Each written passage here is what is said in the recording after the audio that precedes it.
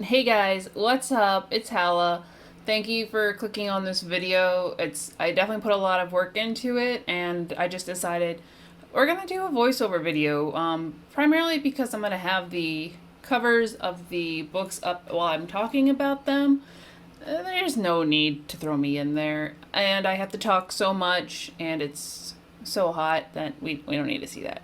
Today I'm going to be ranking and reviewing the first 10 books in the Disney Twisted Tales series.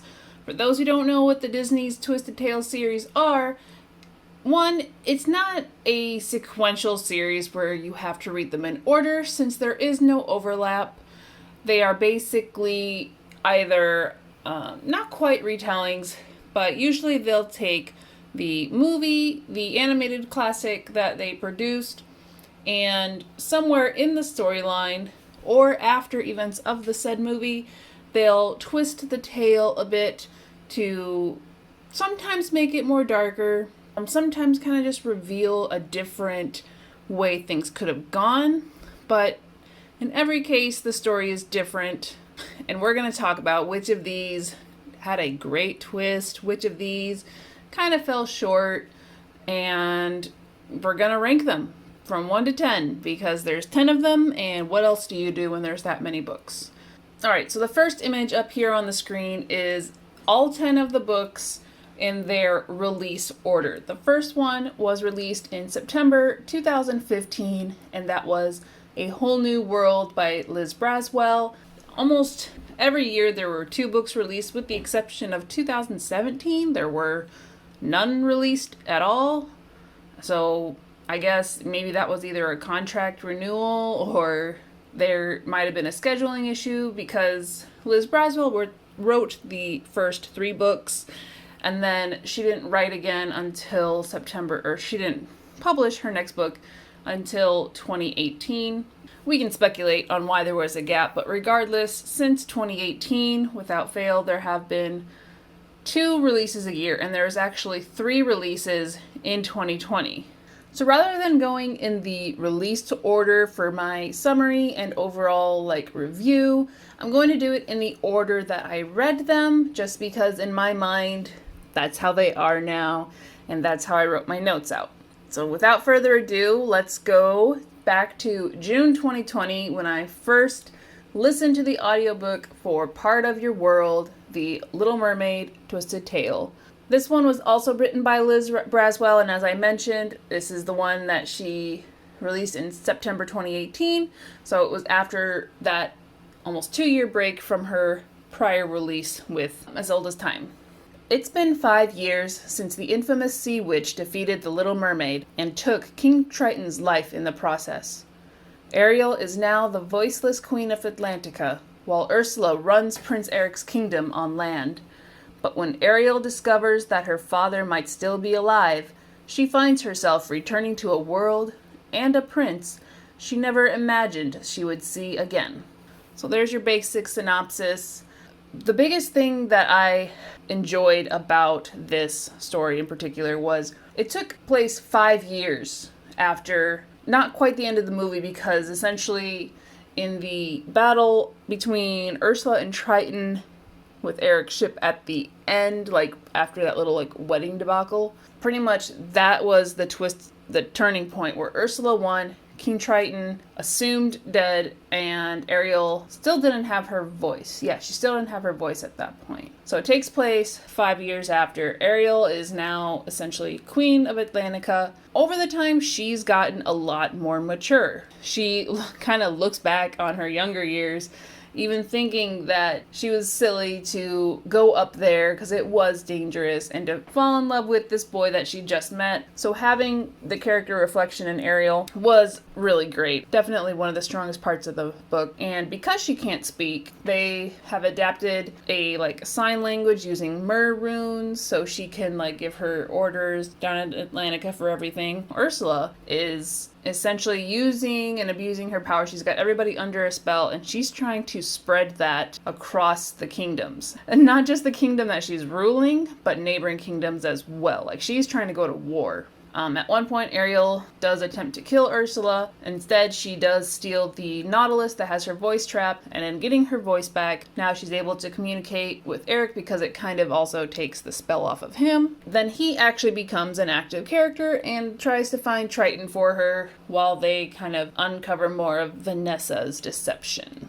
One of the final pieces of this book is Eric's been working on an opera based on his dream/memories of Ariel before, and obviously Vanessa/Ursula is not having it, but they use this opera setup when it's finally presented to trap Ursula, and without spoiling the book, the end is near. I'm gonna try not to give ending spoilers away unless it's a game changer in a bad way. Okay, so I'm also going to really quick look at the cover while it's up here. One of the rankings I'm going to do is a cover ranking, since while all the covers are branded similarly, I do think that some are stronger than others. So on this cover, you have Ursula with her kind of tentacles wrapping around and sort of in the background. Yellow castle would be Eric's castle. Down beneath her, you have those walls of Atlantica. There's a ship. It's on those little seaweed tendrils. And in the center, essentially the icon for the book is the Nautilus that has the voice and the magic trapped in it. Pretty straightforward, things you can recognize if you've seen the movie and you know the story well enough. It's enough information. Having read this story, I think that it was right to choose the Nautilus because that is one of the turning points where Ariel gets her voice back, and you know that Ursula is still the villain. Alright, the next book that I listened to, again, this was an audiobook and it was in June 2020. The next one was Once Upon a Dream, also by Liz Braswell, and this one was released in April 2016. Before I say anything, the narrator for Once Upon a Dream, after listening to most of them as an audiobook, he has been the only male narrator. And mind you, all of these are primarily female protagonists, princesses, kind of that sort of character. And I struggled to listen to this audiobook so much. Do not listen to the audiobook. You definitely need to read this one, but the audiobook was going to ruin your experience. When the narrator did the voice for Aurora, it just did not sound strong or brave, or it just made her sound stupid for the most part. So disappointing for me because Sleeping Beauty is one of my favorite princess movies, but yeah, there I have so many things to say. I think this book I'm going to have to reread it. There's such a terrible memory of listening to this audiobook. Do not listen to the audiobook, please. So let's start off with a summary. What if Sleeping Beauty never woke up? It would be simple. A dragon defeated, a slumbering princess in a castle, a prince poised to wake her. But when the prince falls asleep as his lips touch the fair maidens, it is clear that this fairy tale is far from over. With a desperate fairy's last curse controlling her mind, Princess Aurora must escape from a different castle of thorns and navigate a dangerously magical landscape created from her very own dreams. Aurora isn't alone. A charming prince is eager to join her quest, and old friends offer their help. But as Maleficent's agents follow her every move, Aurora struggles to discover who her true allies are, and, moreover, who she truly is. Time is running out. Will the Sleeping Beauty be able to wake herself up? So let's get into overall thoughts, characters, and whatnot. Aurora and the kingdom is put under the sleeping spell, as we know from the movie. So the book starts out where the prince is running up to Aurora's room and he's about to kiss her and wake her up, and the fairies come in and stop him and say, hey, no, I think they stop him before he kisses her. And they come in and say, hey, that's not gonna work. She's trapped in a dream. You have to go in there and get her out. Cool. So this dream that Aurora's had has essentially rewritten her entire upbringing. Maleficent is posed as the caretaker and the one who loves and cares for Aurora while still living in the castle with her parents. Her parents are evil and they're the ones who have been destroying the kingdom. People have gone missing. The palace is essentially surrounded by the Forest of Thorns, but Aurora, being none the wiser, has pretty much lived a very isolated life. eventually she takes the chance to get out of the palace. It's almost like a string of trials through her dream. It felt like there were 3 trials. Like this was one of those, almost like a hero's journey thing. The prince who she meets, he's trying to help her figure out how to defeat the curse. And, you know, other characters reappear. I'm very disappointed in the representation of the 3 fairies. Not as much so as I am in the whole, like, Maleficent live-action movies. Come on. Why did you do that to my 3 fairies? At least in this story, it had a reason why they were not the same characters. Essentially, while Aurora's trying to escape, the path is leading her back to the palace anyway, where she does face off against Maleficent in order to break the curse. I mean, overall, I thought that the trials were interesting. It seemed like it took a while for Aurora to, like, get out of her helpless state and start taking action. But when she did, and then, like, things were revealed, the story went pretty smoothly. Now, looking at the cover, this is actually one of my favorite covers because it depicts Maleficent, but it's not purely in her fairy form because of the way that the head turned out and the shaping with the spikes and the eyes. It's a throw to her dragon form. So you got Dragon Maleficent as well as Fairy Maleficent at the same time. You also have the castle in the background, and you got just a generic forest at the bottom. So nothing around that is very descriptive. For the most part, a lot of these have castles, so you see those. And then it has the spinning wheel at the bottom. And I'm honestly struggling to recall where the spinning wheel came in the dream. It may have had something to do with the way Maleficent was taking people's powers, lives, whatever. But if I don't remember it, maybe it wasn't as significant. So I question the value of having the spinning wheel on the front cover. But if I ever do a reread of this, I will come back and let you guys know. Maybe we can do a read along of this book. That'd be okay. Yeah, as if it doesn't go well, that'll be interesting. So I'll put that on the option list. I might reread Once Upon a Dream as a read along. Let me know in the comments if you want it. All right, on to number 3. So this is the last one that I read in June last year. This one is As Old as Time, also by Liz Braswell. She writes the majority of the books, so don't be surprised. She just writes the bulk of them. And this one was published in September 2016. So this is the 3rd book released as a Twisted Tale. And let's jump into the summary starting with the twist tag. What if Belle's mother cursed the beast? Belle is a lot of things. Smart, resourceful, restless. She longs to escape her poor provincial town for good. She wants to explore the world, despite her father's reluctance to leave their little cottage in case Belle's mother returns. A mother she barely remembers. Belle also happens to be the captive of a terrifying, angry beast, and that is her primary concern. But when Belle touches the beast's enchanted rose, intriguing images flood her mind. Images of the mother she believed she would never see again. Stranger still, she sees that her mother is none other than the beautiful enchantress who cursed the beast, his castle, and all its inhabitants. Shocked and confused, Belle and the beast must work together to unravel a dark mystery about their families that is 21 years in the making.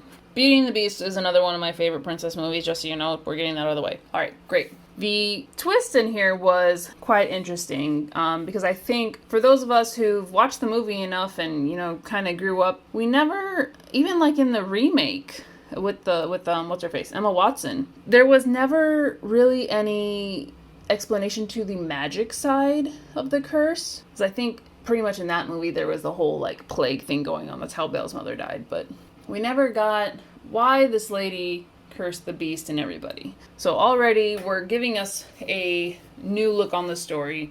For the most part, Belle's events, she's captured, her father's captured by the beast. She gets him out, exchanging herself, and then she spends some time with the beast, building up a trust, and then she's able to see the rose. So that's all pretty much same as the movie. Meanwhile, I don't think it's every other chapter, but it definitely alternates between the present POV with Belle and the past, which is, 21 years ago, and that's actually, I think it might even go a little bit further back to start because it's her father and her mother, and they have a couple of friends in town, and it's a totally different world. So before they were called Les Charmants, and so they're essentially like magical creatures, magical people, and they were living and working with people, like, you know, very naturally, very close together. And Belle's mother in particular was a enchantress. And when Belle's father and her get married, like a little soon after that, you see where things are changing. The king and the queen, aka the Beast's parents, have outlawed Les Charmants. Essentially, they're either being killed or exiled, and that's going on in the little town as well. Part of their plot in the past is getting, you know, smuggling the creatures and magical people out of the town safely before anything happens to them. Again, we get our usual cast. I did, you know, go in here thinking that Gaston was still going to be the villain somehow, and he's not really quite the villain. He's sort of not there much. He does still want to marry Belle, and he makes a deal with Monsieur Dark, or Dr. Dark as he's known in the book as well. Yeah, he does make a deal with him so that he can marry Belle, and through his talking he reveals information about the Beast. So this is, I think, I remember it being like towards the last third of the book or so that Gaston even appeared. Well, he wasn't an issue at all. I felt the villain, because of the twist in here, the villain was so much better. It's a character from the movie that we recognize, Monsieur Dark, that kind of like skinny old guy that takes Belle's father to the asylum. He was one of Belle's father's friends. And so you have a background of building his character, building the other friends and the people in the town. I appreciate having that background of a villain before the events, because then you don't necessarily see why. I mean, in this case, I think you do get an idea of why he is essentially the villain in this case, but they're just more relatable. So that was a really great part of the twist. I felt like in general, because the story started out with the presentation of what if Belle's mother cursed the Beast. So this takes the twist way before the events of the movie. Once Belle and the Beast are following a mystery, trying to figure out what happened, how can they break the curse, like, are these people still alive? All of that definitely takes a different turn. So the story, it's unpredictable. It was very unpredictable, which is what I wanted, because you don't want to have the same story cut and paste. And then lastly, looking at the cover here, since this was one of the earlier ones, it is still fairly simple. You have the bulk of it being the silhouette of Beast with Beast Castle in the background, and then a kind of like a forest in a town with the enchanted rose in a glass. Not a lot of extra details here, however, that rose does play a role. Honestly, yeah, if you look at this, you might even think that the Beast is the villain. So I feel like that was a good twist, as unintentional possible, to be like, oh, well, what if the Beast is not good, and, you know, this is a whole different story. But, you know, Beast was Beast. Beast was great. You weren't revealed as to who the villain was on the cover, which I think is also a bonus. Moving on to the fourth book that I read, and this was in July of last year, 2020. And this book is Straight On Till Morning, the Peter Pan Twisted Tale. It was written also by Liz Braswell. So again, like I said, she writes the bulk of them. And the twist is, what if Wendy first traveled to Neverland with Captain Hook? 16-year-old Wendy Darling's life is not what she imagined it would be. The doldrums of an empty house after her brothers have gone to school, the dull parties where everyone thinks she talks too much, and the fact that her parents have decided to send her away to Ireland as a governess. It all makes her wish things could be different. Wendy's only real escape is in writing down tales of Neverland. After nearly meeting her hero, Peter Pan, 4 years earlier, she still holds on to the childhood hope that his magical home truly exists. She also holds on to his shadow. So when an opportunity to travel to Neverland via pirate ship presents itself, Wendy makes a deal with the devil. But Neverland isn't quite the place she imagined it would be. Unexpected dangers and strange foes pop up at every turn, and a little pixie named Tinkerbell seems less than willing to help.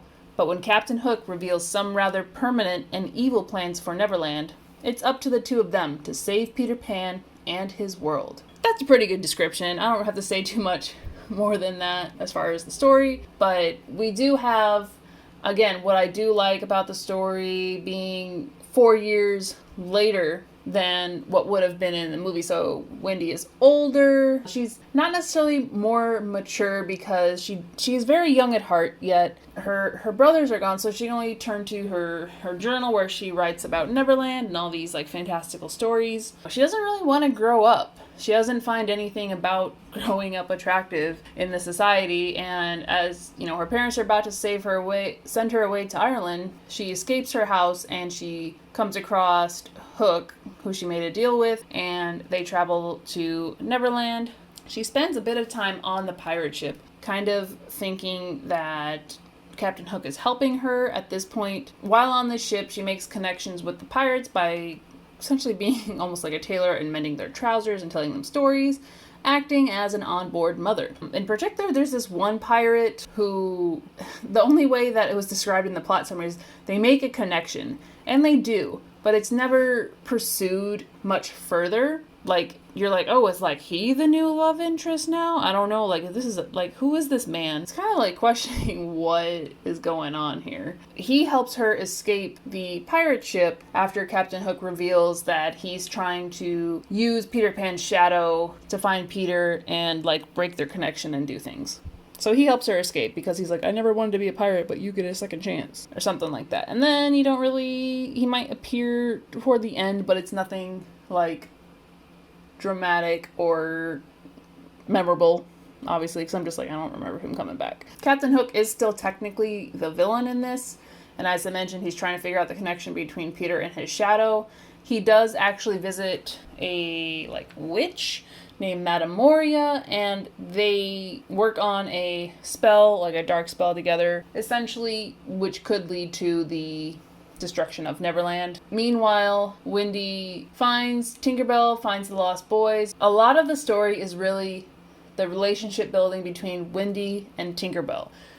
Peter Pan didn't even show up until, I'm gonna ballpark it around like 70% or so. And because like everybody's like, oh, he's been missing. So Wendy and Tinkerbell are going off to find Peter. Meanwhile, they're running into all these different creatures and not trials, but dangerous parts of Neverland, which are all based on things that she and her brothers created, which is probably one of the coolest world building parts, especially because we've seen Neverland in a few depictions within the movies before, but having those familiar places and then having totally different places, actually introducing the actual creation of Neverland and how it works, was my favorite part of the story for sure. I was disappointed that Peter wasn't there and that he was a jerk. Like, he was pretty useless, which I guess, you know, if you actually examine his character or something from like the original tale, he's kind of an imp-ish boy, so he's not great. But at least Wendy and Tinkerbell did build a friendship once they actually got Peter out of his slump. He faced off against Captain Hook, and that's pretty much more or less how the book ended, with, you know, their face off. Peter still, I mean, Wendy was there to help, but it was still came down to a confrontation between Peter and Captain Hook to a point. It didn't go where I thought it was, which was a plus. However, there was a lot of times where it felt almost a little off plot because we were going through so many other things, but it was more about the character building than the plot necessarily, which is fine, because we did have Captain Hook's POV and we knew what he was doing. Like, we knew where we were supposed to be going with it. I'm on the fence of whether or not having the villain's POV in these stories is helpful or hurtful. But in this case, I think it might have hurt a little bit, because you could have had them discovering things that he's doing, teaming up with Peter Pan earlier, and then learning things. So it's more of a, because like they don't know about all of his plots and everything before they actually confront him at the end, but we do. So I don't know. Overall, I did like it. Different take on it. I just wish Peter Pan had been, you know, better. And the cover, like I said, this is the first one that caught my eye when I was at the bookstore, and you have Wendy as your forefront character. So of the ones that I've read so far, aside from Beast, but Beast, you know, he could have been a villain, Wendy is our center silhouette. We do have Tinkerbell as well as like Big Ben in the background, and then you have Wendy's shadow off to the side there, and it's a little skewed, which makes it look kind of weird. I think they probably could have just had it be regular and it wouldn't seem, because it's stretched and it's weird. And then at the bottom you have what we recognize from Neverland, those like very tall, rounded, mountainy things. You have Skull Rock, and then you've got the pirate ship. With Wendy at least being in the centerpiece, you don't know who the villain is, but then it's pretty much revealed close off that it is still Captain Hook, yet, as I said, there's a lot of other things going on with Neverland. It does have a lot more going on in this cover. This was, February of 2020, so it's number 8 in the release line. So at this point, they've already started adding more details into the background compared to the first 3 or 4. And this one definitely, it's got a very nice sprinkle of detail in there. So I do appreciate this cover a lot. Whether Captain Hook's ship should be that little focus at the bottom.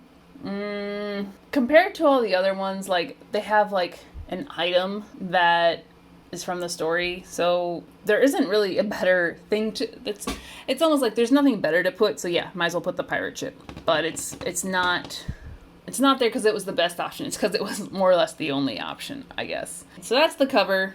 It's got that nice green teal that I like, so that's a bonus.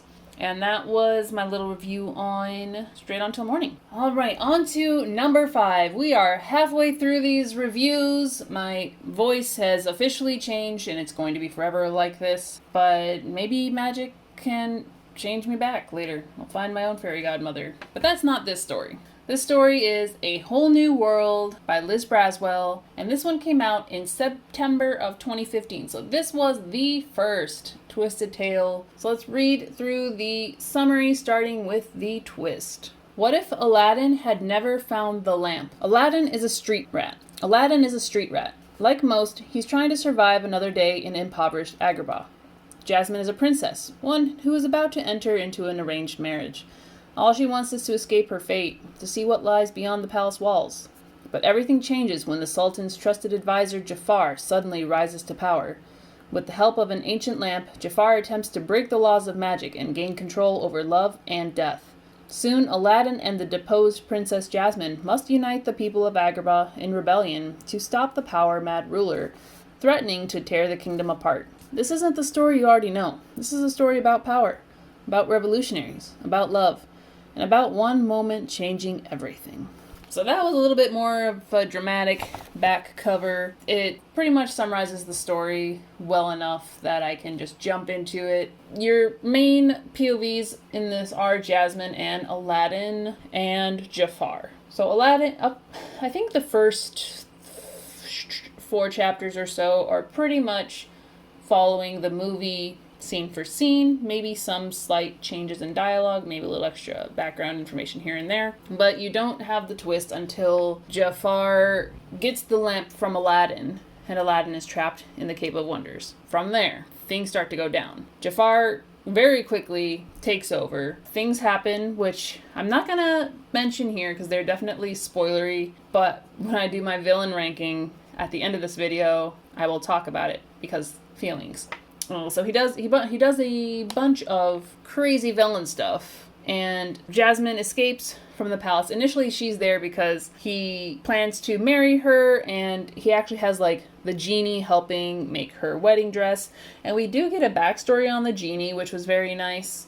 Gave kind of the whole, there used to be genies everywhere, and then they've all been killed, but you have Genie as a more real, emotional character than just the magical Robin Williams, who is still the best form of genie ever. It was a sad genie. Once Jasmine escapes the palace, she joins up with Aladdin and the street rats in this certain area, and they decide to have a rebellion because, they've been planning for this their whole life. It makes sense. Let's do it. Let's take down the big bad guy. And I don't think there's anything wrong with rebellions. I think that if they were going to take Jafar down, they needed to rally troops and everything. But it didn't make sense it did make sense. It did make sense that Jasmine was pushed into the leader role because she was their princess. Essentially, she would have been the ruler once Jafar was removed, finally. But this is one of those tropes that I just struggle to enjoy, and that's when you have your average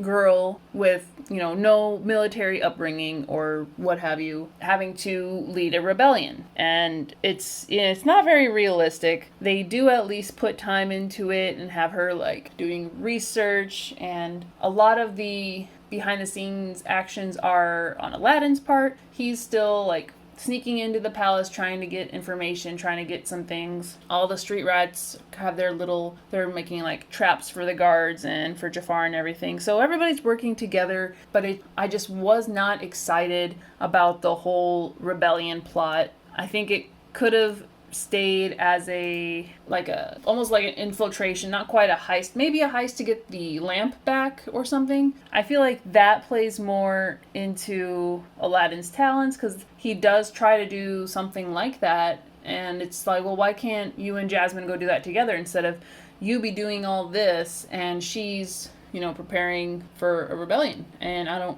it just didn't sit with me. Like I said, I think it's just a trope that I'm automatically over, and I'm just like, oh, great, cool. So you're gonna win because you're the main character and you're in charge. And that's how it's gonna go. You can be a revolutionary leader now. That's fine. That's totally realistic. There was a lot of points in the story that I did like I mentioned, having Genie's story even though he was sad Genie. And as much as I hated the things that Jafar did, they were bad. There were 3 major things that he did, which I had to check myself and be like, wait, what? You did what to who? Jafar was the strongest in this book for me. His actions, not necessarily him as a character, but his actions were. And then we actually have a nice relationship build up with Rasul and Aladdin, how it's kind of a cat and mouse thing, but a little, not quite a father figure, but definitely he's been with Aladdin his whole life. Like he has a foundation in there, and they have a pretty great relationship as well. Overall, it was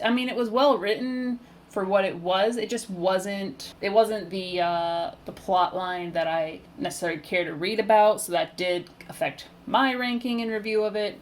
You guys might think differently, and that's totally fine. If you read it and you enjoyed it, then cool. This one, like Part of Your World, has elements that we all recognize, but there's really not a lot of detail going on in that bottom half. So we know Jafar is the villain. For a while I was wondering if the Cave of Wonders was in his eye helmet, but that's just the jewel. It's a nice purple, but it's nothing impressive. On to Reflection, the Mulan Twisted Tale. This one was written by Elizabeth Lim and came out in March of 2018. This was the first one after that year-long break, because nothing came out in 2017, and this is also a new author. So there are 3 different authors who are writing these books separately. Liz Brasmell is the most prominent, and then I think we do have, of these 10, there are 2 by Elizabeth Lim and then 2 more by another author who will be coming up shortly. But I didn't get to this one until December of 2020. Part of that reason was there were only 2 more audiobooks available in my Libby app, which is my library app where I borrow everything. But let's check out the twist in the summary and jump into the discussion. What if Mulan had to travel to the underworld? When Captain Shang is mortally wounded by Shan Yu in battle, Mulan must travel to the underworld, Diyu, in order to save him from certain death. But King Yama, the ruler of Diyu, is not willing to give Shang up easily. With the help of Shang's great lion guardian Shishi, Mulan must traverse Diyu to find Shang's spirit, face harrowing obstacles, and leave by sunrise, or become King Yama's prisoner forever. Moreover, Mulan is still disguised as the soldier called Ping, wrestling with the decision to reveal her true identity to her closest friend. Will Mulan be able to save Shang before it's too late? Will he ever be able to trust her again? Or will she lose him and be lost in the underworld forever? So, totally different kind of story here. The book does start off at the battle in the mountains when Mulan and the troop first face against the Huns, and she shoots off the rocket, causing the avalanche. In this case, Shang was injured protecting her, and it's a life-threatening injury. He's pretty much about to die, but before he does, and Mulan's watching over him, she sees his father's ghost appear, and then she decides to go to Diyu, which I said is the underworld, and try to bring Shang's spirit back. Now, once she goes to the underworld, There's no more Mushu, for the record, because I know Mushu is a big thing. He's with her in the beginning of the story, but once she leaves and goes to the spirit world, there's no more Mushu. And that was kind of sad. Instead, you get to work with the Lee family's guardian, Shishi, who's this like giant lion guy. And from someone who has a decent knowledge and has read several things about Asian mythology and lore, having all of those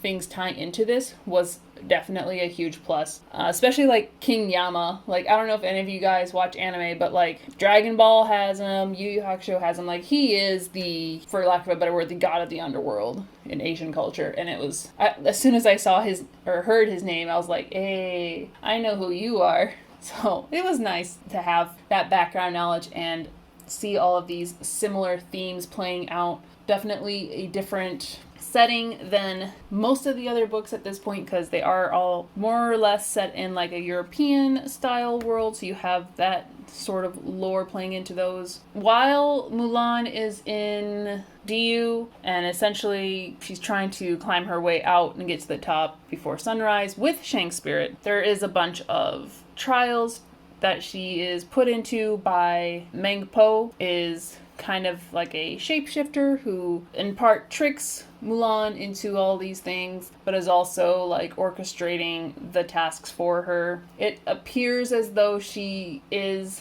a quote-unquote villain, but she's not, because she does all these things to try and stop Mulan and Shang. And then at the end of it, once Mulan's like confronted her inner self and whatnot, and she's got reached the top, Meng Po is like, you did great on your tasks. You even fooled me. I didn't know you were a woman at the beginning. This was my job.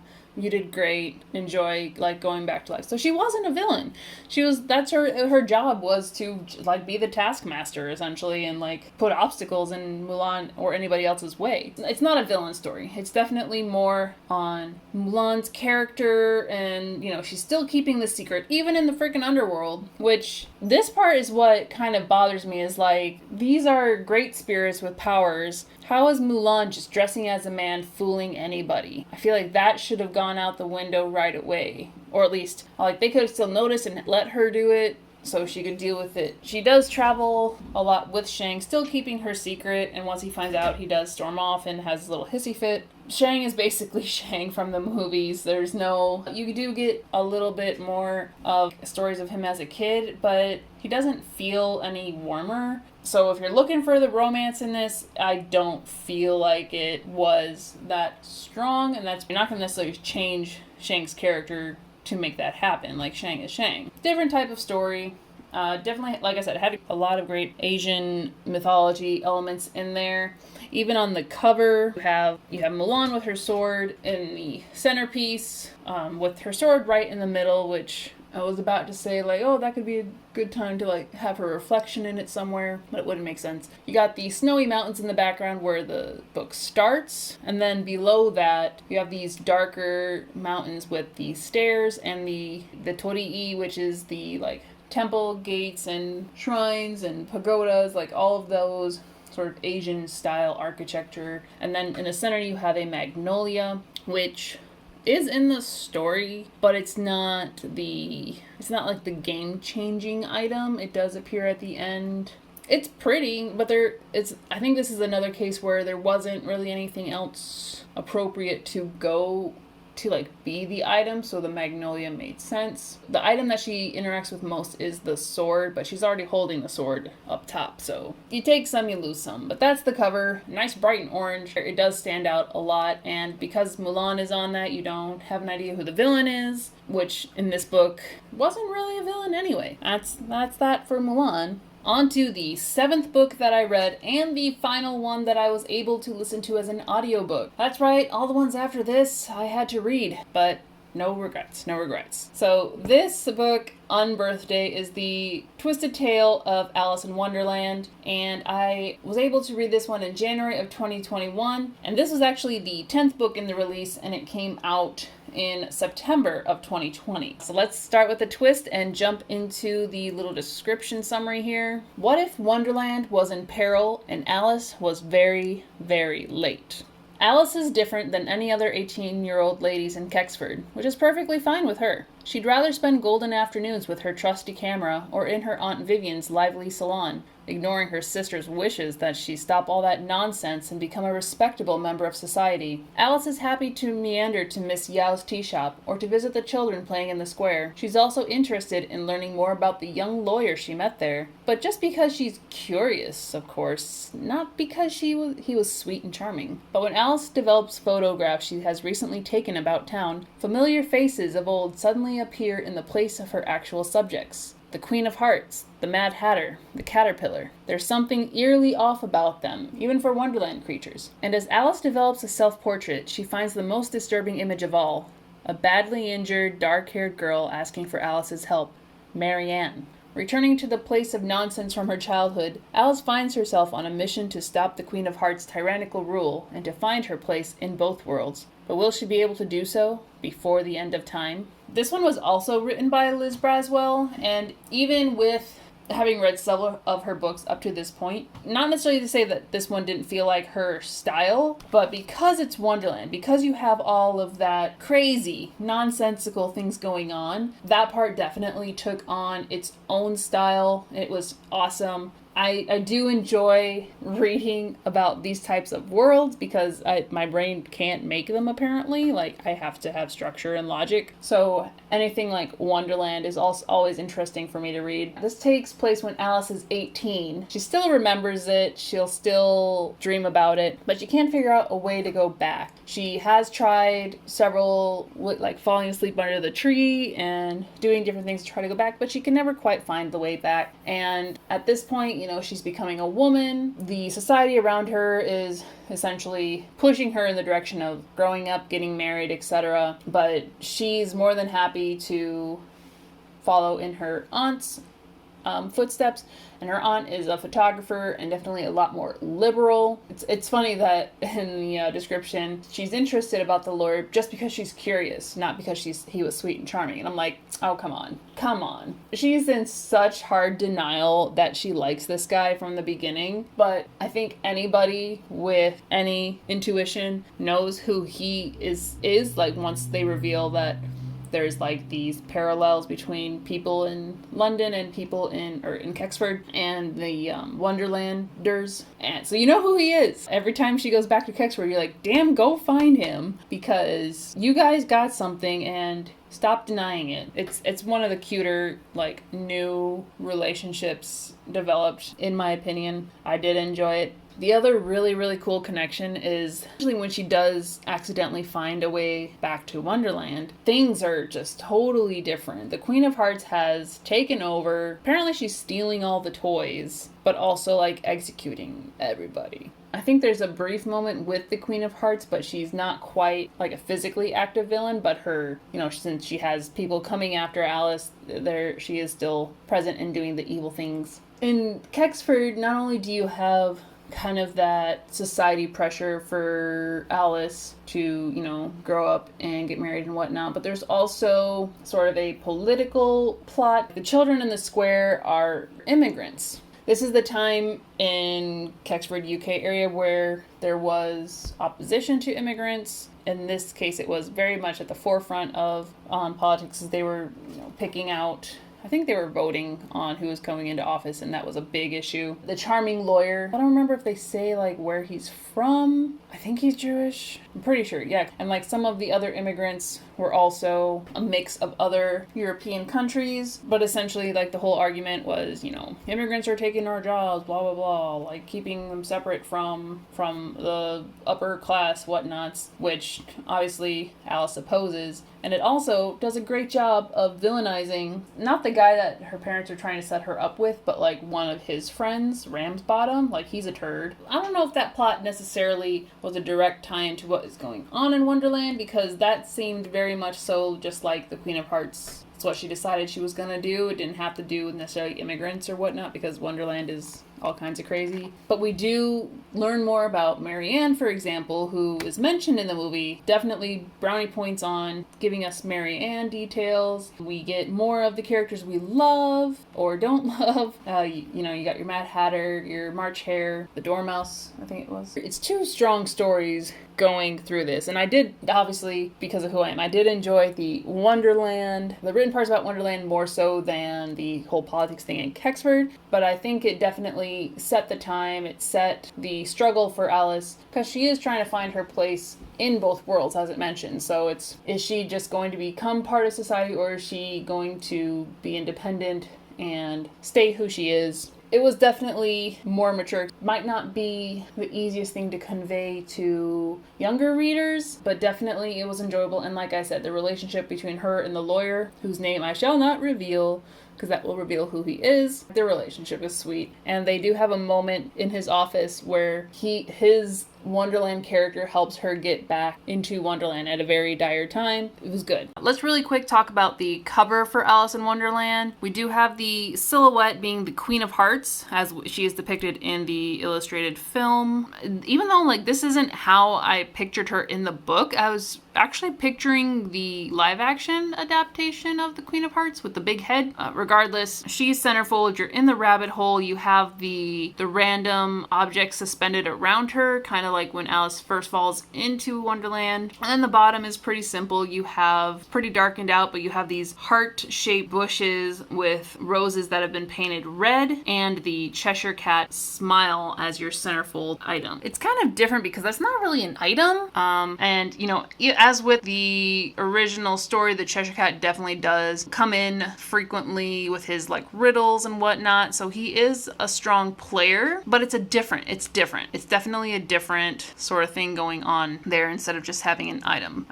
Which the only item I think could have been either the potions or the camera. But I think with everything else that goes on in the story, I appreciate being the Cheshire Cat smile more than I would those items. So all right, on to number 8 in the list that I read. This one is Conceal, Don't Feel, The Frozen Twisted Tale by Jen Kalanita. I believe that's how she says her name. I could be wrong.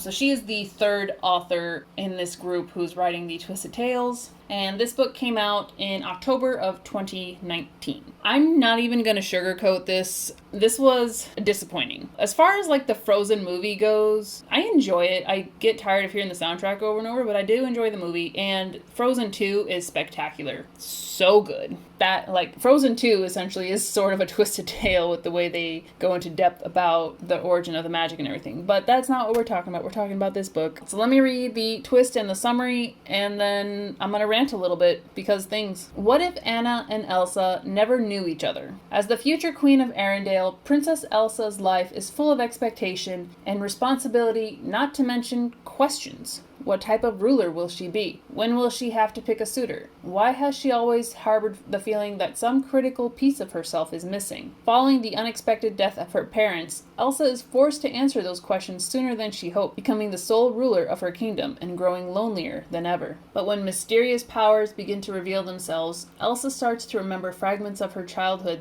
that seem to have been erased pieces that include a very familiar-looking girl. Determined to fill the void she has always felt, Elsa must take a harrowing journey across her icy kingdom to undo a terrible curse and find the missing princess of Arendelle.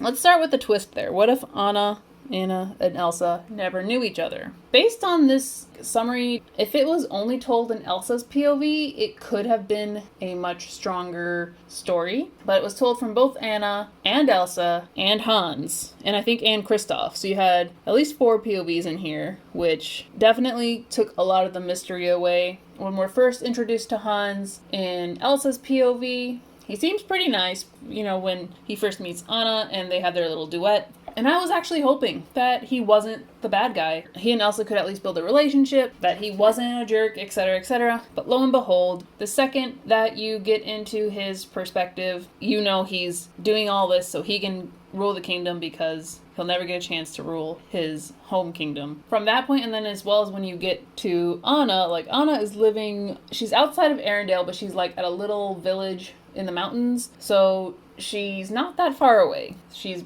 been raised by a couple of bakers, and this woman visits every once in a while who she calls her aunt, but is very easy to make the connection between this lady visiting and the queen. We know right away, but I think that's also because we know who the characters are from the Frozen movies. We know Anna and Elsa are sisters. If it took a twist and they weren't actually sisters, or Anna didn't have that connection to Elsa and it was a totally different story, there you go. There's your twist. I haven't, fleshed out that well, but the biggest disappointment of this book in particular was you knew how it was going to turn out. Every chance that it had to twist it and change it, it didn't. A lot of the scenes felt like cookie cutter right out of the movie. That may be a pun intended because Anna makes little cookie cutouts of Olaf before she can remember him, because she, as well as the rest of the people, have been put under spell where they have essentially forgotten who Anna is. Literally, this whole ending too was the exact same as the movie, where you had Kristoff running in with Sven and Anna getting frozen while they're out on the frozen harbor, and Hans, all of these things. Not necessarily wanted to stop reading, but every time I hoped there would be a twist to change it, it was exactly what the movie did. A small nice thing, within the exposition, the author was able to work in some of the infamous song lyrics, but very specific ones that you're like, that's from the song. But it was in the exposition, so I did like that it came in naturally, but it didn't save this book at all. There was also a typo on page 277 of the hardcover, just saying the word she twice, but it's there, it exists. I found it. I don't know, I was just very disappointed. There's so many things they could have done with this, and this is kind of one of my issues, knowing, if the story is still set within the movie parameters, often the author doesn't push to be different. With Aladdin, they definitely did. The beginning was the same, but then it totally took a different turn. Whereas this one, they changed up the beginning, but it all was coming to the same ending, so you didn't have that twistful impact. It was just as expected. Even the cover, you have Anna and Elsa back to back with this little snowy magic coming around them. You have a dark pine forest over Arendelle and the frozen port, and then you have a snowflake as the icon. Almost everything about this cover too was as expected. The only real ooh is when you say, okay, what if Anna and Elsa never knew each other? So it's okay, maybe they're on opposite sides of the coin this time. They're not sisters. They become friends at the end of it, but because they're back to back. So on one hand, yeah, they're watching each other's back. They're protecting each other. But on the other, you can have your foes back to back and had them going against each other, which would have been more interesting. And then having the snowflake icon at the bottom really didn't tell us anything. I feel like that one falls into the category of there's nothing better, so snowflake. I have nothing else to say about that.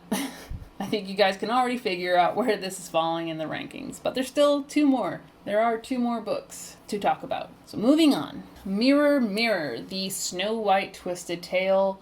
This one came out in April 2019 and was also written by Jen Kalanita, but I read this one in May of this year, and I forgot to mention that I read the Conceal, Don't Feel in April, so I did them all this past quarter, and essentially the way that I chose the order was by thickness. Conceal, Don't Feel was the shortest, this was the middle one, and then the last book I had was the thickest. I could have ended on a bad book. So without further ado, let me jump into the twist and the summary. What if the evil queen poisoned the prince? Following her beloved mother's death, the kingdom falls into the hands of Snow White's stepmother, commonly referred to as the evil queen by those she rules. Snow keeps her head down at the castle, hoping to make the best of her situation. But when new information about her parents resurfaces and a plot to kill her goes haywire, everything changes for Snow. With the help of a group of wary dwarfs, a kind prince she thought she'd never see again, and a mysterious stranger from her past, Snow embarks on a quest to stop the evil queen and take back her kingdom. But can she stop an enemy who knows her every move and will stop at nothing to retain her power, including going after the ones Snow loves?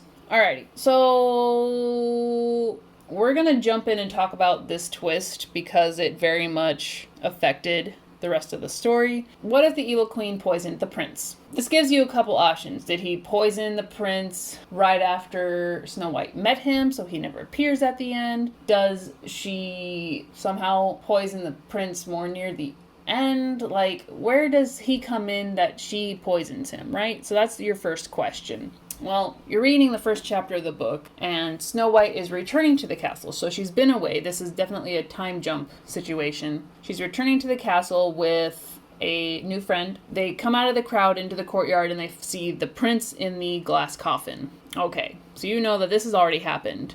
Now we're jumping back in time, literally, because we're jumping back to more or less that day when Snow White was in the courtyard the first time and she's like singing at the well in the movie. But you're also getting the evil queen's POV, which is under the name Ingrid, that's her name, telling the story of her childhood with Snow White's mother as they grew up and all the struggles and trials they had, building up her background as a villain and explaining all the things. With that all being said, we do have a very nice buildup of the evil queen getting introduced to dark magic and the mirror and how that spiraled into who she is now. That was definitely great and possibly the strongest part of the book. I didn't read the summary beforehand, but there was definitely a lot of worry that once Snow escaped from the palace and everything, that there wasn't going to be dwarfs. I was worried the dwarfs wouldn't be there, but thank God that they were. I don't know what she would have done otherwise. And the prince also finds her. She and the dwarfs go out and they actually run into him and he joins them. So they're on their own little rebellion plot because they're trying to rally up all the townspeople and nearby villages because strength in numbers. If everybody starts opposing the evil queen instead of fearing her, then they'll be able to take her down. Well, as I mentioned earlier in this video, that's one of my least favorite tropes, is having this naive, very pitiful girl starting being like, well, let's rise up against them. And I'm just like, no, you struggle. You are a struggle. Her whole life, she's just been, submissive to the queen, doing her chores around the palace and whatnot. Even the way that her POV is written, she's very much the blushing, innocent princess. And I'm like, there's no way you can do this rebellion thing and stand up. This is a bad idea. Why are you doing this? There has to be a different way, which in the movie, I guess, because the evil queen came back in and poisoned her, dwarfs rose up with the forest creatures and they toppled the queen. So it was different than that, but it was not enjoyable to read Snow White's POV because half the time I'm like, you are not smart. You're lucky these things are happening. But also, we knew the prince was poisoned. And we knew that she gets back to the palace and finds that out. That literally didn't happen till the last or the second to last chapter of the book because they essentially intend to raid the palace. So the prince goes in first and he's poisoned. So by the time that they're approaching it in the morning, that's basically the scene from the beginning of the book. It doesn't even have a long effect afterwards because Snow White continues with the mission of defeating the evil queen and to do so she has to destroy the mirror and whatnot. But that was literally a chapter, maybe two of that, whole scene. For the whole book, the prince is going to be poisoned. Why was that the twist that they decided to put on the cover? If it was in the first chapter, so okay, you know where it happens, and then it doesn't happen till the end, and it didn't change the story events because they still went on with the mission despite him being poisoned. Yeah, she was sad for a while, but he wasn't dead. Kiss breaks the spell thing, except it was her kiss instead of his kiss. The twist wasn't what changed the story. It was just more or less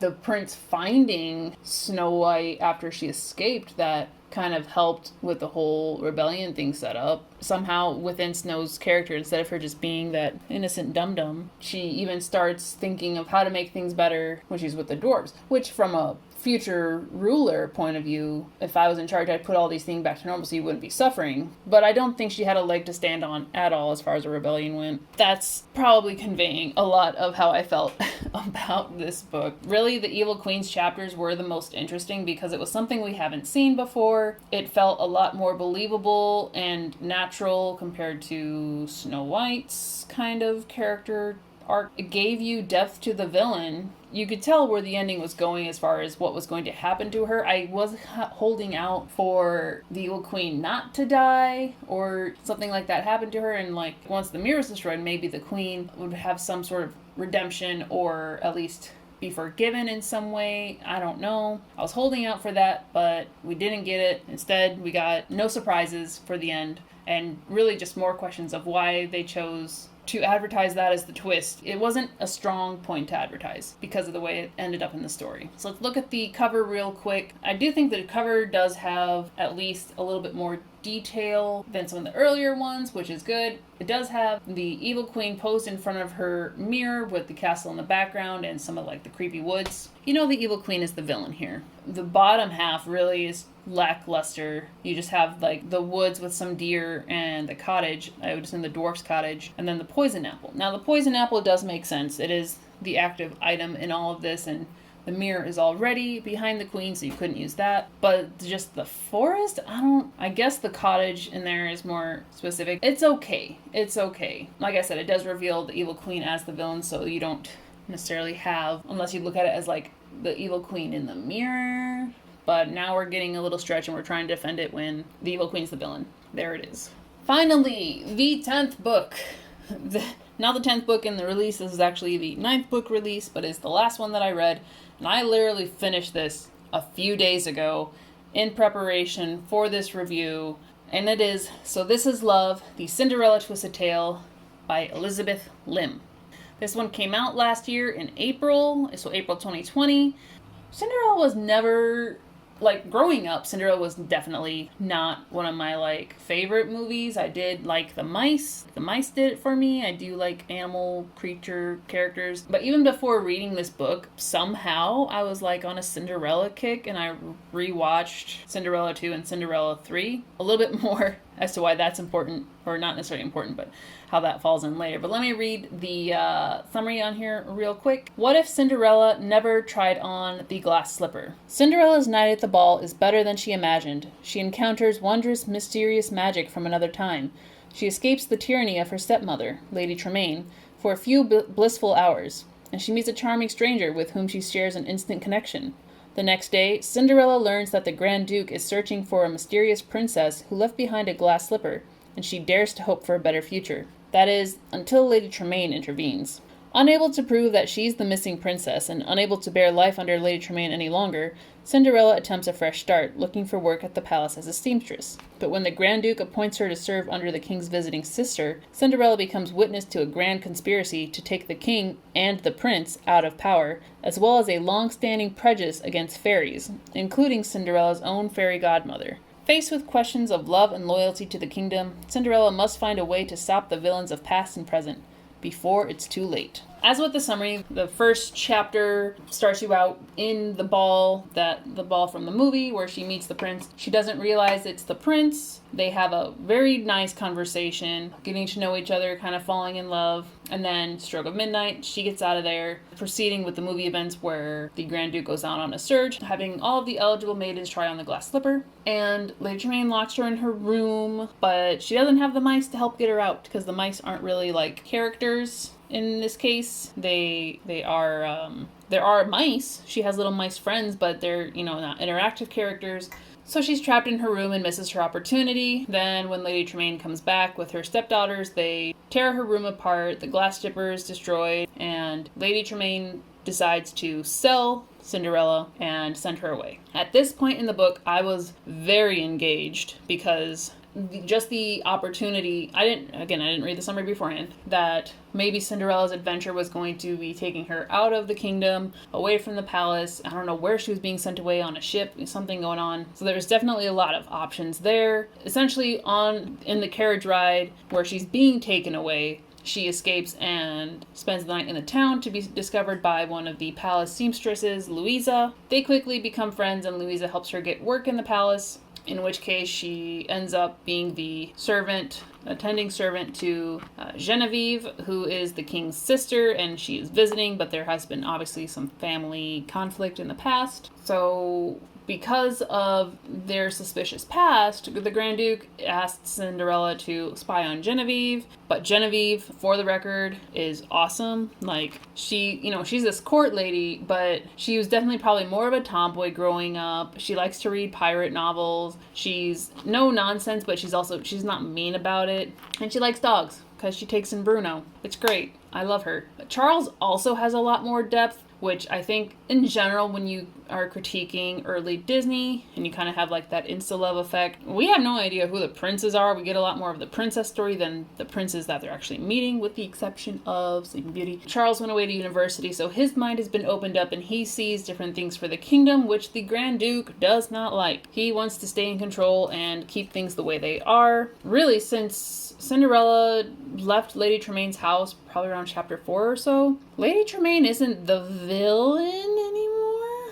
Like, she's still in the background, but she's not an active obstacle to Cinderella after that point. It turns out that the Grand Duke, yes, that skinny guy with a pot belly and the monocle from the movie, yeah, he's the bad guy. So, did not see that coming.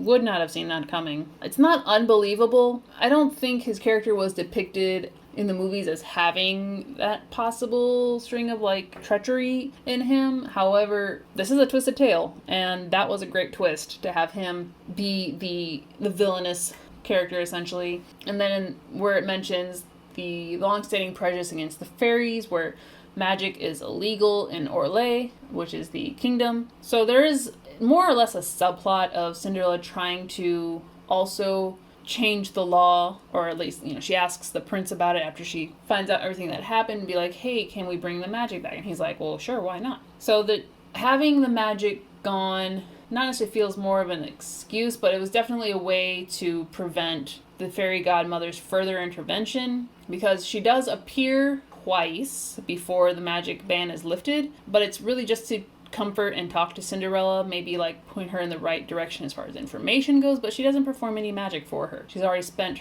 a lot of magic just trying to contact her. So that does take out the magic potential in the story. And like I said, it gives you a little subplot, but it didn't feel as detrimental, I think, because for me, even like the Grand Duke's plot, it was him finding a way to get into power essentially and be the grand supreme or something like that. It's your typical like sub guy trying to get into power but manipulating his way there. Really, I was fully interested in the love story that was developing with Cinderella and Charles. Oftentimes, Cinderella would be too shy, or she would get in her head too much and not take action, which was kind of annoying. But I think maybe about halfway or so, they have another ball, and even though it's a masquerade, Charles finds out who Cinderella is soon after that. So I'm glad that it wasn't like he didn't know who she was until like the end of the book. We did spend a good part of it where not only did he know who she was,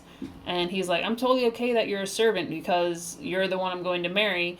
They do have moments to build a relationship, and their conversations were just so natural and nice that it was very enjoyable to read, and it was a nice break from all the heavy drama and plotting going on with the Duke. Now we did have the Duke, Grand Duke Ferdinand, as a POV, and this did take away a lot of the mystery in his plot. So, I mean, when you have essentially the villain POV, you are going to take a lot of that element of surprise away, and oftentimes his voice sounded more like a child who didn't get what they wanted kind of thing, more than an adult. Like, he was definitely manipulating and had all these like evil schemes, but his reasoning was like, well, they didn't listen to me. How dare they not listen to me? And I'm just like, how old are you? Okay, sir. So, while it was great that the twist made him the villain, that whole essential plot line, along with the fairy plot line, it wasn't what kept me in the story. Definitely just Cinderella and Charles in the story and Genevieve. Genevieve was awesome. So that little pyramid of people was great. And as I said, I rewatched Cinderella 2 and 3 recently, because I was in a Cinderella mood apparently. In those movies, you definitely get a lot more of the charming personality that Cinderella has in this book. I don't know if it's as present in the first movie, because definitely, you know, she's nice, she's hardworking, but I feel like there's so much plot movement in the first movie, you don't just get that charm that you do, especially like in Cinderella 3, when there's like a twist in that one, and she ends up as a servant in the palace and trying to talk to the prince, and just like those little moments. So if you haven't watched those and you're willing, 3 should have been 2, and 2 is like 3 smaller stories. It's cute, okay? It's cute. The end. Check out the movies if you haven't. I'm not gonna explain those. I'm talking about books, guys. So let's real quick look at the cover and jump to the rankings. So for the cover, let me start off by saying that I'm not a fan of pink, but this purpley pink is really nice. You have Cinderella's silhouette, and it's not her done up at the ball. She has her little scarf over her hair like she is when she's a maid. You have the castle setting with the clock almost at midnight in the background. And then you have your sort of dark woods, which I guess is a go-to here. Your little fencing rail, which you do see like in the palace courtyard. And then you have a dungeon at the bottom. And you have the glass slipper. Now, when I first looked at this, I didn't notice it, but in doing this review, I realized the glass slipper is broken, and there's like little shards of it on the ground. You have your familiar elements, but then the dungeon is not something we've seen in the movie. And even though one of the glass slippers does break, like totally shatter in the movie and then in the book as well here, that broken piece, at a glance, you don't notice it, but when you look at it again, you're like, oh, that slipper is broken. Aha, that's something different. So you're taking a very familiar element, and it has just enough difference in it to catch your eye. So really love this cover. Oh my god, this video is so long. It's so long, guys. But let's get into the reason why we're here. I gave you my reviews, and now it is time for the rankings. First, I want to go over the covers and do the cover rankings. Because even though they are similar, they're all branded the same way, I definitely felt that some were stronger than others, and that's not just based on when they came out and how much detail they have. So let's jump in 3, 2, 1. Did you see this one coming? I'm not sure if you saw this one coming. Number 1 being Cinderella, and I just described that one. It has a lot of not only familiar details and a lot of texture and everything going on, but you have new elements with the dungeon and then the broken glass slipper. Following that, you have the Unbirthday cover. I think this one, the strongest point really was all the different elements in it. It draws your eye. There's color play.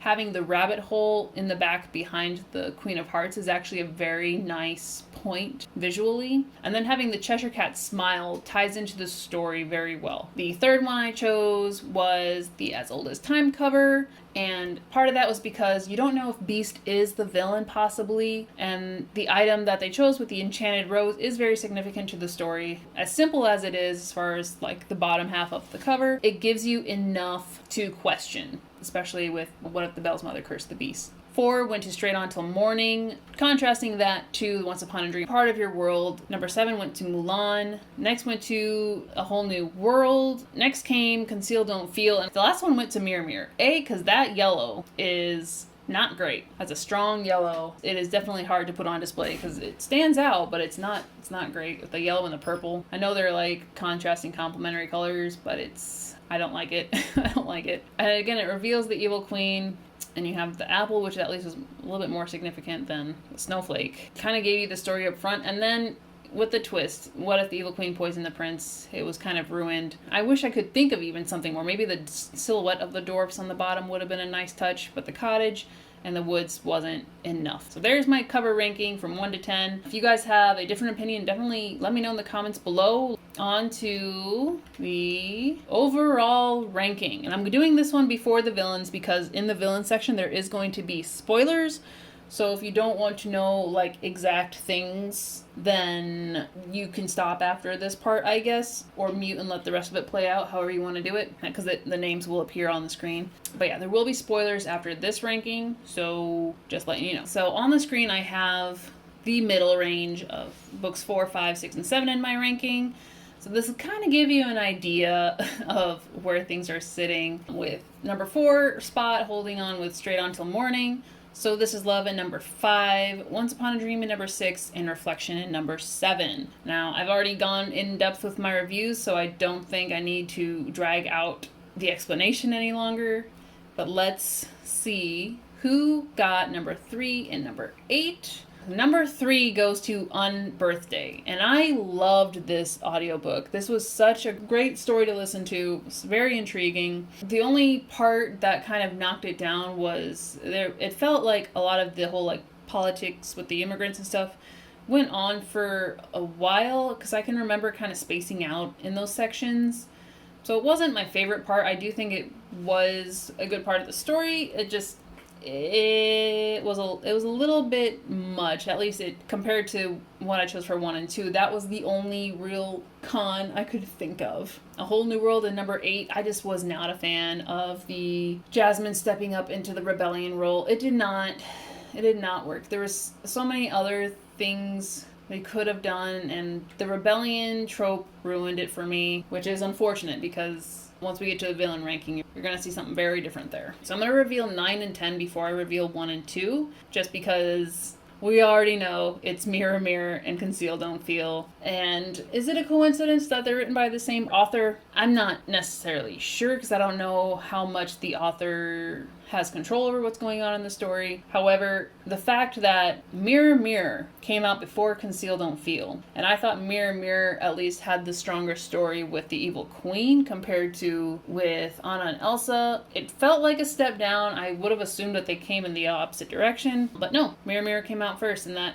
this is it, guys. The final 2 to reveal for the overall ranking of Best Twisted Tales, at least in regards to the first 10. The number 1 Twisted Tale goes to As Old as Time by Liz Braswell, followed very closely by Part of Your World, also by Liz Braswell. Both of these books, when I compiled my notes together, I could not think of anything that I disliked about them. It actually came down to the cover, where I thought having the Beast possibly be the villain and not knowing was stronger than just showing Ursula. The top 3 actually were very close. Unbirthday was actually sitting up there in 1 and 2 before I kind of reviewed As Old as Time, but it did have that slowish part with the Kexford politics. But overall, these were great books. I cannot recommend them enough. Again, you may enjoy the ones that I didn't enjoy as much. These are just my opinions, and I'm more than happy to discuss. So the last ranking I'm going to give you guys is the villain ranking. Because while some of these books didn't really have a villain, they're still going to get ranked just because. So if you don't want the spoilers of what these villains did, you probably want to mute this. That way you can still see the names, because I'll put them up in reverse order, but you don't have to actually know what they did. That'll ruin the surprise. So let's dive into this villain ranking, with number 10 going to Hans from the Frozen Twisted Tale Conceal Don't Feel. Really, it was just because he was exactly the way he was in the movie. There was no surprise. He was just a selfish little boy, and he didn't even try to... I feel like in the movie he was a bit more sinister because he played both sisters more so, but he just wasn't. He was nothing special. I didn't care at all, unfortunately. Number 9 is Queen of Hearts.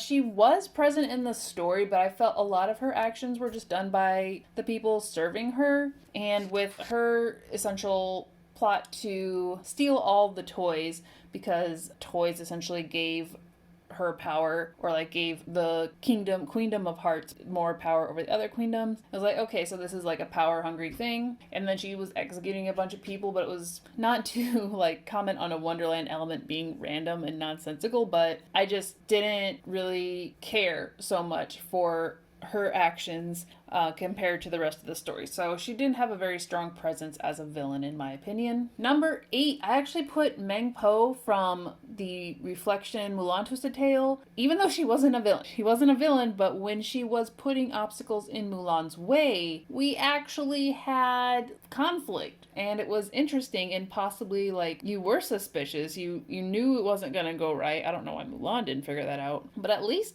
she was there making obstacles happen. Number 7 is the Grand Duke from Cinderella. As I just mentioned it recently, he was kind of just a big crybaby who was going for a power-hungry grab. He was poisoning the king, and that actually had him higher up on this list until you get through the story, and he's like, well, I had the antidote the whole time. As soon as I got what I wanted, I was going to heal him. And I'm like, no, if you were a true villain, you would have killed him. So he kind of cut himself short on that. Number 6 goes to Captain Hook. He's always kind of an interesting villain, especially the way he plays on Wendy's hopes and needs. And in this book, he does venture further to use magic to figure out how to destroy Neverland. But Captain Hook is Captain Hook. He isn't terribly special aside from his insistence to pursue Peter Pan.